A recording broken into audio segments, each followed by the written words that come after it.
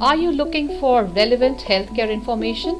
Log on to MediCircle and watch experienced medical professionals talking on common healthcare topics. Stay informed, stay healthy, stay tuned to MediCircle. मेडिसर्कल में हम अपने दर्शकों के लिए सभी trending health related topics को लगातार लेकर आते रहते हैं। एक स्वस्थ रोग मुक्त जीवन जीने के लिए आपको अवेयर करने के लिए आवश्यक समाचारों विचारों को आपके ध्यान में लाना हमारा प्राथमिक उद्देश्य है। इस संबंध में हमारी मदद करने के लिए हम देश भर के प्रतिष्ठित और विशेषज्ञ डॉक्टर्स के साथ जुड़ते हैं।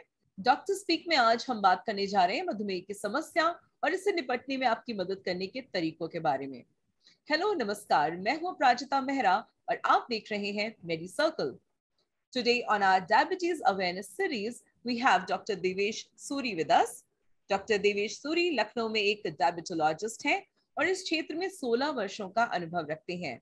वर्तमान में वो डॉक्टर ताराचंद क्लिनिक विधानसभा मार्ग लखनऊ में प्रैक्टिस करते हैं और यह हमारा सौभाग्य है कि मेडिसर्कल के दर्शकों को आज उनसे जुड़ने का मौका मिल रहा है। स्वागत है आपका मेडिसर्कल में डॉक्टर देवेश, कैसे हैं सर? बहुत बढ़िया, बहुत अच्छे हैं। ऑलराइट, तो ऑलराइट, आपका फर्दर टाइम ना लेते हुए हम जल्दी से अपने इंटरव्यू को आगे बढ़ाते हैं। तो मेरा पहला प्रश्न है सर आपसे कि ये प्री डायबिटीज क्या है और ये डायबिटीज से किस प्रकार से अलग है? देखिए, प्री डायबिटीज जो है, जो इसका पीपल विद डायबिटीज में नीड्स पिल्स, उनको मेडिसिन की जरूरत पड़ती है जो डायबिटीज में, जिनको डायबिटीज होती है, और या तो वो इंसुलिन लेते हैं, इंसुलिन से मैनेज किया जाता है उनका ब्लड ग्लूकोज लेवल। और प्री डायबिटीज वो कंडीशन है जहाँ पे ब्लड ग्लूकोज लेवल जो है हायर नॉर्मल में रहता है, पर उसके अंदर प्री डायबिटिक के अंदर अगर उनका ग्लाइकोसिलेटेड HbA1c लेवल 6.5 जिसकी रेंज है, अगर उसके बीच में रहता है, जो कि आपकी नॉर्मल रेंज है 6.5 to 7%, इस कंडीशन के अंदर अगर पेशेंट आता है जिसका ग्लाइकोसिलेटेड हीमोग्लोबिन, जो कि 3 महीने का हीमोग्लोबिन होता है, पिछले 3 महीने की समरी बताता है, अगर वो इसके इस रेंज के बीच में है 6.5 to 7%, तो उसको प्री डायबिटिक कहा जाता है। मतलब इस कंडीशन में उसको मेडिसिन स्टार्ट करने की जरूरत नहीं है, वो अपनी डाइट को मॉडिफाई कर सकता है अपने, क्योंकि डायबिटीज एक लाइफस्टाइल, मॉडर्न लाइफस्टाइल के उसकी वजह से प्रॉब्लम आती है।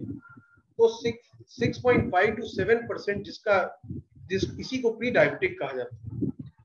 तो इस कंडीशन पे अगर पेशेंट आता है तो हम लोग उसको सबसे पहले यही सजेस्ट करते हैं कि वो सबसे पहले अपना लाइफस्टाइल चेंज करे, अपनी ईटिंग हैबिट चेंज करे, अपना वर्कआउट करे और एक्सरसाइज करे, स्ट्रेस कम ले, अल्कोहल कम ले, अगर वो स्मोकर है तो ये सब चीजें अवॉइड करें और अपने को क्या नाम है एक नॉर्मल उसमें रखे, जिससे कि उसके स्ट्रेस लेवल और पैंक्रियास पे लोड ना। ऑलराइट, मतलब यूं समझते हैं कि डायबिटीज से पहले की कंडीशन है व्यक्ति। इसमें क्या होता है कि इसमें प्री डायबिटिक में इम्पेयर्ड ग्लूकोज इंटॉलरेंस हो जाता है, तो इसकी वजह से क्या नाम है ग्लूकोज फास्टिंग ग्लूकोज लेवल जो है वो बढ़ जाता है, और इस कंडीशन को ठीक किया जाता है अगर वो प्री डायबिटिक है।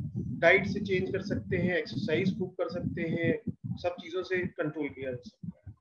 और अगर इसके आगे अगर वो 6.7% 6.5 के आगे चला जाता है, 6.5 से 7% पे चला जाता है, तो वो डायबिटीज पे लैंड कर जाता है। मैं फिर से बता दूं, जो प्री डायबिटिक है वो 6.5 से पहले होंगे, 6.5 से उनका ग्लाइकोसिलेटेड लेवल नीचे रहेगा, उनको प्री डायबिटिक कहेंगे। 6.5 से नीचे, और 6.5 से 7 तक जब जहां पे पहुंच जाएंगे तो फिर उनको क्या नाम है मेडिकेशंस की जरूरत पड़ सकती है और उनको पिल्स पे ही रखा जाएगा, या उनको अगर इसके आगे बढ़ेगा 8 to 9 होता है तब तो फिर इंसुलिन पे ही जाना पड़ेगा और पूरी मेडिकेशन उनको डायबिटीज की मेडिसिन खानी पड़ेगी।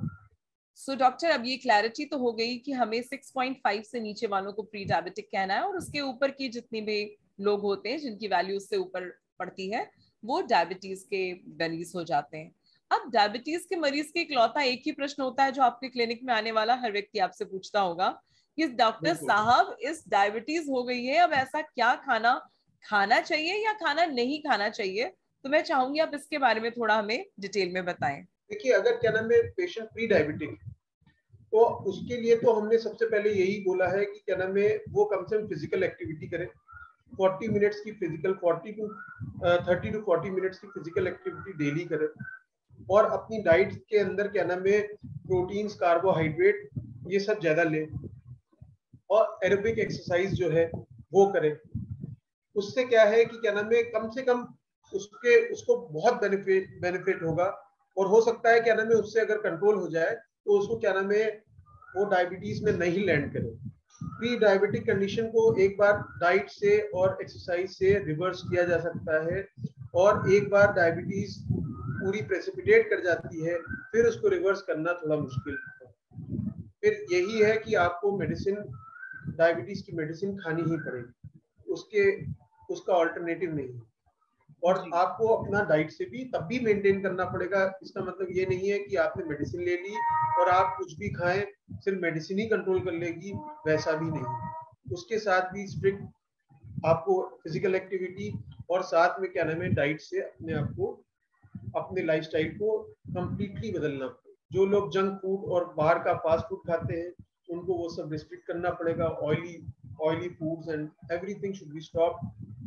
सर चलिए, अगला प्रश्न मेरा आपसे है कि कोलेस्ट्रॉल डायबिटीज से कैसे रिलेटेड है डॉक्टर? कोलेस्ट्रॉल जो है जिसमें अंदर ट्राइग्लिसराइड्स आते हैं।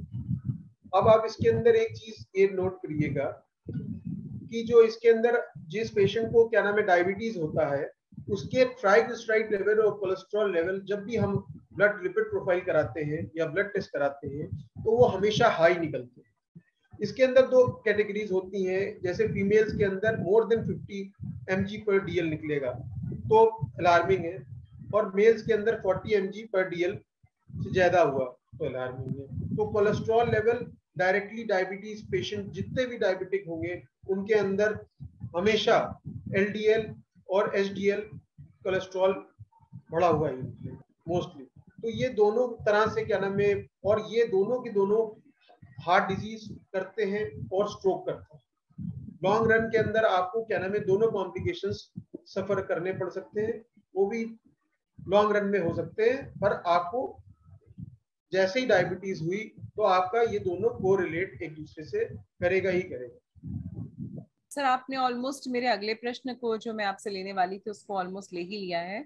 मैं यही जानना चाह रही थी कोलेस्ट्रॉल के बाद की अपने हार्ट के स्वास्थ्य को हम डायबिटीज से क्या संबंध होता है इन दोनों का आपस में, और इसको कैसे हम संभाल के रख सकते हैं, क्या हम लोग कर सकते हैं जिससे इसका हम लोग सावधान रहें इसके प्रति?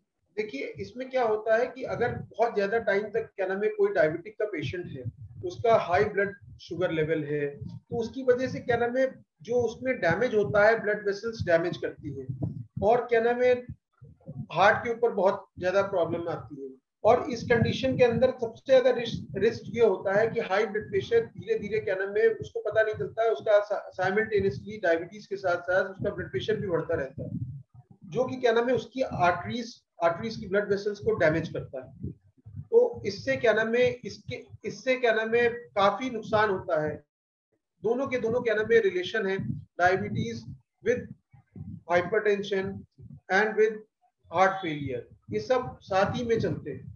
कोई ये नहीं है कि क्या नाम है अगर आपको डायबिटीज है तो पर आगे जाके आपको अगर आप उसका ट्रीटमेंट नहीं लेंगे, अगर आप उसका इलाज नहीं कराएंगे तो फिर आप इसी में लैंड करोगे। ऑलराइट सर, मैं यही पूछ रही थी कि कुछ सावधानी जो बरतनी चाहिए ऐसे व्यक्तियों को जिससे वो कोलेस्ट्रॉल को कंट्रोल में रख सकें और अपने हार्ट का ख्याल रख सकें। कुछ 2-4 पॉइंट्स जो आप शेयर करना चाहें। सावधानी में यही है कि क्या नाम है सबसे पहले तो डाइट अपनी चेंज करें। दूसरी चीज, डायबिटीज है तो उसकी डायबिटीज की मेडिसिन लें, और अगर उनका लिपिड प्रोफाइल डायबिटीज है तो बट ऑब्वियस उनका लिपिड प्रोफाइल गड़बड़ होगा ही होगा, जो मैंने अभी पहले आपको बता दिया है।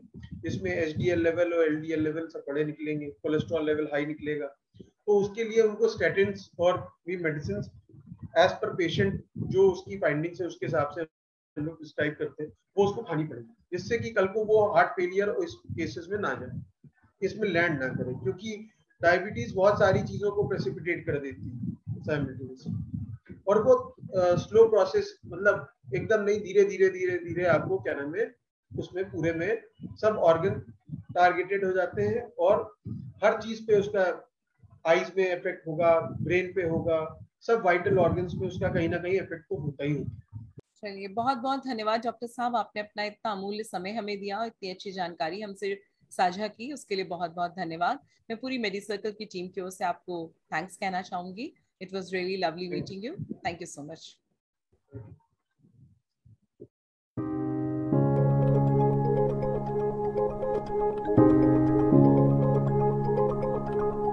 Thank you.